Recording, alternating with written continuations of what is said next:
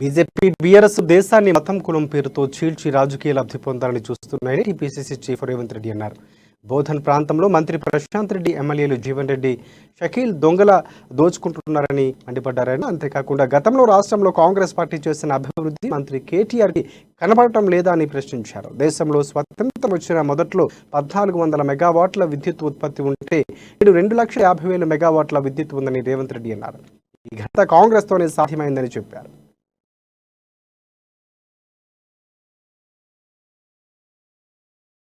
నేను అడుగుతున్నా, ఆనాడు నిజాం నవాబ్ రాజ్యం నుంచి ఈనాటి కాంగ్రెస్ పార్టీ అధికారంలో ఉన్నప్పటి వరకు నిజామాబాద్ జిల్లా అంటే నిజాం సాగర్ గుర్తొస్తుంది. బోధన్ నియోజకవర్గం అంటే Nizam Deccan sugar factory, Asia ఖండంలోనే పెద్ద షుగర్ ఫ్యాక్టరీ, రైతులకు తలమానికమైన నిజామాబాద్ లో ఇక్కడ ప్రారంభించిన నిజాం దక్కన్ షుగర్ ఫ్యాక్టరీ గుర్తొస్తుంది. ఇవాళ ఈ జిల్లా అంటే ఆనాడు రైతులకు సంఘం ఉండాలి, రైతులకు ఒక ఆత్మ గౌరవం నిలబెట్టే కండువా ఉండాలి అని ఈ కండువాను రైతు సంఘాలను ఇచ్చిన బద్దం నరసింహారెడ్డి గుర్తొస్తాడు. మొదటి తెలంగాణ ఉద్యమంలో పార్లమెంట్ లో తెలంగాణ నినాదాన్ని అందించిన ఎం నారాయణ రెడ్డి గారు గుర్తొస్తారు.